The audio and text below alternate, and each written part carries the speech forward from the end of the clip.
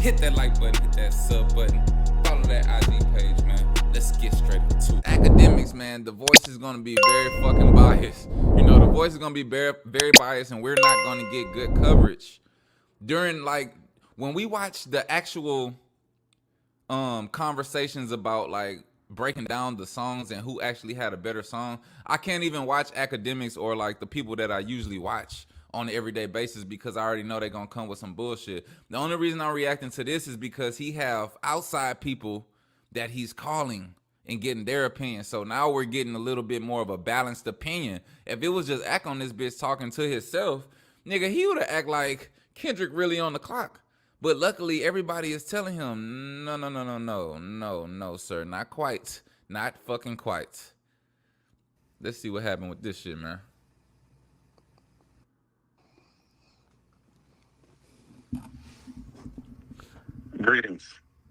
Greetings, DJ HED. Yo, greetings. Yo, greetings and salutations. Bro sound like he fucking hang with Kendrick Lamar. Greetings and salutations, sir. Like, nigga, what? Nigga, say hello. Sir. My guy, first and foremost, I think this is our very first conversation. I'm very happy to have this conversation with you. You know, I've seen like things sparingly that you were involved in. But one thing I definitely know we probably share in common is that there's a passion about music, and especially this time where music is being traded, and you know this is an epic battle of proportions. You know, I like what you're doing.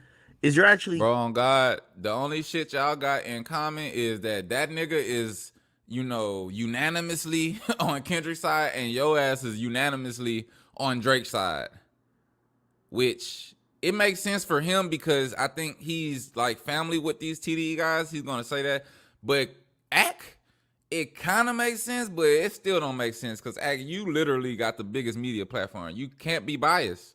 We don't give a fuck if Drake DMing you. That's the whole point, nigga. Drake been taking shortcuts, using bots, using you niggas. He name dropping YouTubers. Bro is desperate for the dub. I'm telling you. Actually giving a voice and an opinion that seemingly is, you know, people already say I'm like, yo, you're on Drake's side. You seemingly is coming from the other side, and I like it. Yeah, we know. Oh my God, they want to do this right now as soon as we fucking press play, guys. But yeah, man, so yeah, like I just said, y'all heard what he said. They say DJ HED is the representation of the other side. Act It's like a that matching of shit. energy. Act like that coming shit from the- because he wants to be able to be biased. But the fans and the people who really tuned in to this shit, they know that shit not cool. Act. Don't do that, bro. Well, it's too late now. It's over. It's over. Side, and I like it. Yeah, I mean, it's just a matching of energies, but it's not our first conversation. I was on TMZ Hip Hop, and we had you on. Yes. And we had a conversation. Oh, yes, sir. Yup. You're So, right. Hey, Act cutthroat accent. This our first time talking. That nigga said, nah, bro, we been met. When I was hosting that show, we had you on. We had a similar conversation. It wasn't about these specific people, but it was a similar conversation. Act cold with But it. two things. It's full transparency. I have said disparaging things about you, and not necessarily in public, but just behind closed doors. But not because I don't know you and I don't dislike you. It was just certain things that would go on, and I was like, you know, being somebody that I can't operate in the space that you operate in because I'm like outside and I'm around, and the lineage that I come from, I can't necessarily do and move how you move, and so I was judgmental in that way. So I just want to tell you personally that I have said those things. I meant those things, but that's kind of it. The second thing. Yo, he just told that nigga, just to let you know, I didn't talk hella shit about your bitch ass in the past behind the scenes, and I just wanted to let you know before we get on this shit and then you get off of this shit and find out. I'll tell you right now. And oh, by the way, I stand over those things I said. What the fuck? I ain't gonna lie though, bro. That's how it is in this game, bro. I think Act understand. I think that shit all the time, guys. I be like, what if my channel really fucking blow up and like I gotta face these people one day? I didn't talk shit about everybody. But I ain't gonna lie, when you scared to talk shit and hold back your opinion because you think you saving some type of relationship that only exists in your head, knowing these motherfuckers never gonna reach back, come put you on, grab you up, nigga, it don't matter. They only like to talk to the motherfuckers that hate them. You know what I'm saying? I'm telling you. Thing is, when it comes to this, we're fans, bro. And that too. But my point with that was like, nigga, we'll cross that bridge when we get there. For now, we just popping it. Whoever up in the moment, we gonna give them they motherfucking flowers. We not gonna sit up here and act though like, oh, like a nigga getting fucking power bombed and we gonna act like we up by fucking 10. No. And you a fan of your guy? I mean, aren't you a Kendrick fan, right? That's fair to say. No, I'm of course a Kendrick fan. I'm of course a Kendrick fan. Like, yeah, like it would be blasphemous if I was like, yo, I just hate this guy who's also on the short list of best rappers ever, right?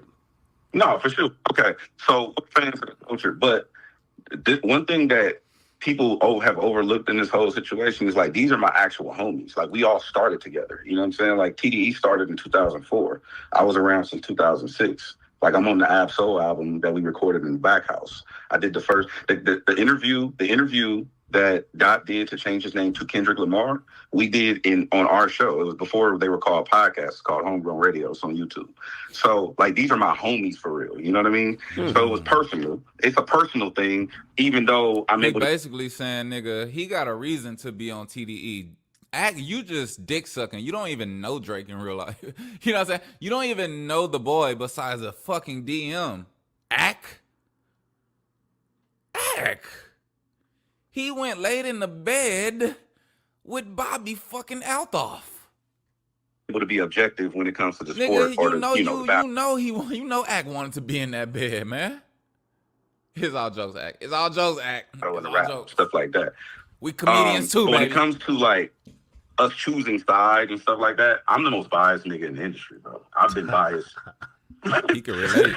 Act relate to that shit. Like, I've had full crash out sessions with record labels arguing about our music and stuff like that, because I was on iHeart. I was on the radio for 7 years here in LA.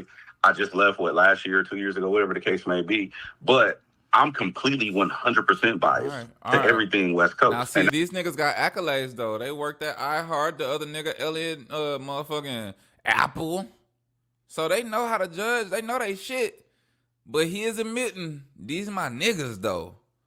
That's just my brand. And also, for all the people that knows you, when I say West Coast, it's not me uniting the coast against fucking New York, and it's not me uniting. It's not Voltron. We're not the fucking Avengers. It's just literally, and I explained this to Elliot earlier today. When I say West Coast, it literally just means amen. It means for sure. It means bet that. You know what I mean? Word, or however y'all would say it on that side.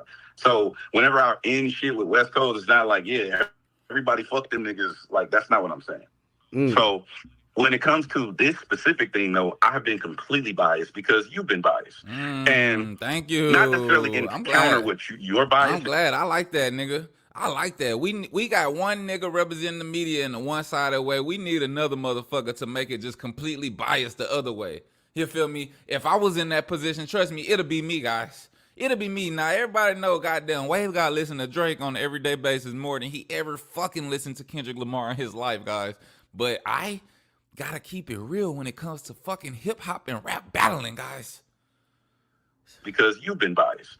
And look at not necessarily in counter with your biases, but these are my homies, and I didn't see anybody else standing up for us from a media standpoint. Yep. Do you think we all so? know, like, nigga, how are you talking about do you think so? Act No Jumper is literally on the West Coast.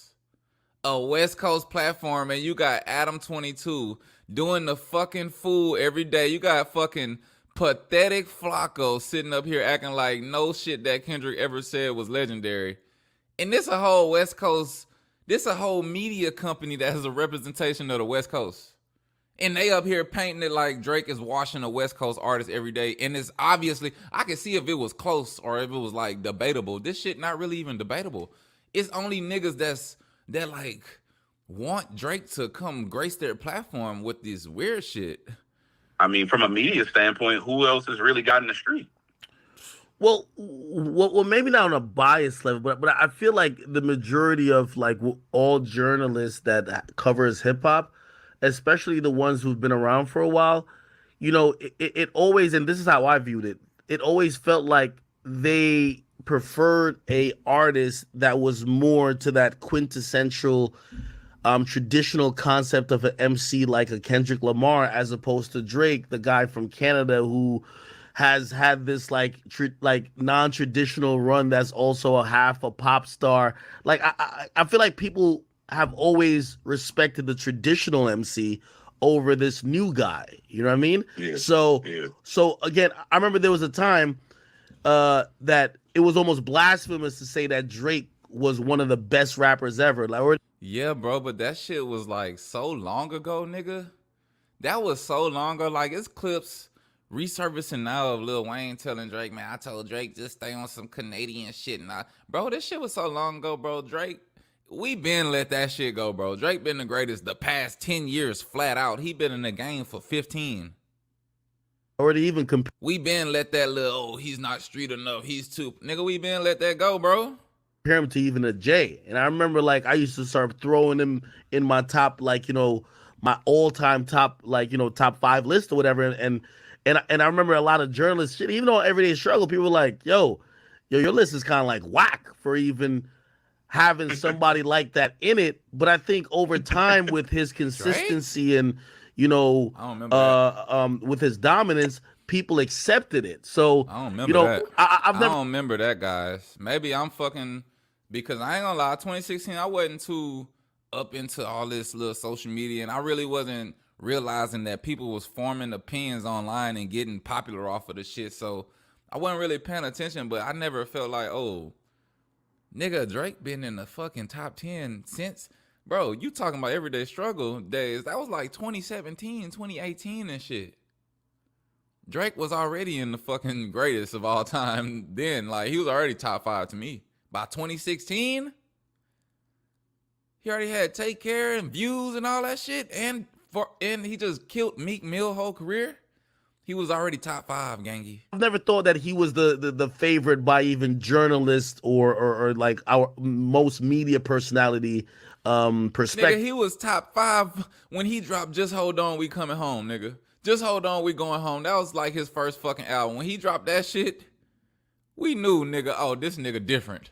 This nigga just crossed over and made a motherfucking pop hit like on his second single.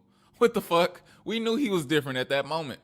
So, yeah, of course, sometimes I'm loud and vocal, not only because he's my favorite, because I'm like, hey, in this battle, right? You know, I said this to Carl Cherry today.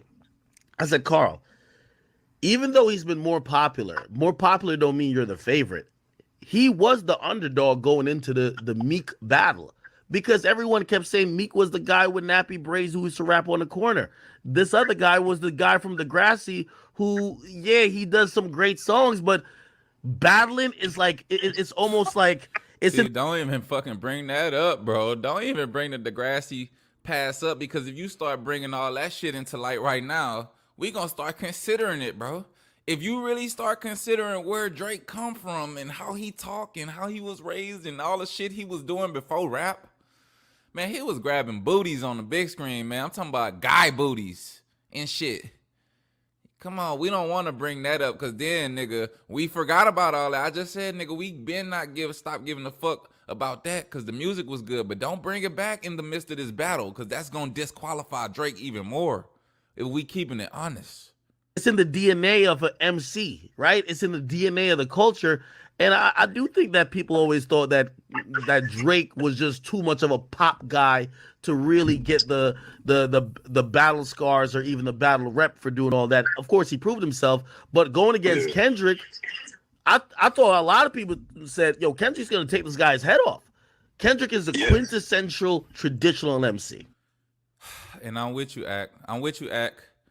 When Drake got into it with Kendrick, even though Drake being everybody's favorite artist, we like, ooh, that's going to be a tough one, man. Kendrick might bite the boy head off. But see, you sitting up here framing it like everybody thought Kendrick was going to take his head off. Nigga, he did take his fucking head off. That's what DJ Head telling you. That's what Elliot Wilson just told you. That's what Joe Budden already told you. I think Charlamagne told you.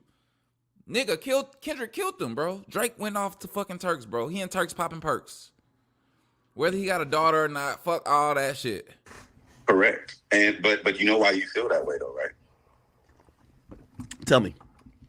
You feel that way because you respect you respect Kendrick's hip hop more than you respect Drake's hip hop. So you automatically come in with that perspective. Is that fair to say? Yeah, bro, you just wanted to see the nigga battle. You honestly don't even care. You know how Ak always say, you know, if one of these rappers fight me, it's always a lose for them. It's a win-win for me because they're going to say at least Big Ak got out there. Win or lose. Yeah, that's what you do when you pussy. You know what I'm saying? When you pussy, you say, well, at least I got out there, so it's no losing. Only you could be embarrassed. So he's saying, nigga, we already know Kendrick rap better than Drake, so he basically admitting Drake never stood a chance, so we supposed to just be happy that Drake got in there. Okay, that's a really interesting point, and it's not necessarily that I respect it. I feel that, again, it's like me in media, right? My path to where I've gotten isn't traditional, right? Like, if my story of getting to where I got to in media was, yo, I used to carry crates for Sway, and then he, you know what I mean? I used to like be interning for him and like be his assistant, and then he gave me a chance on the radio, and I kind of proved myself, and I grinded up, and I did like 15 different cities bouncing around before I got a major chance. I think a lot of people be like, yo, you've kind of earned your keep, right? Man, these niggas ain't talking about shit, guys. Wake I go where you can't go. Nigga jumped on, put a hole in this can't go.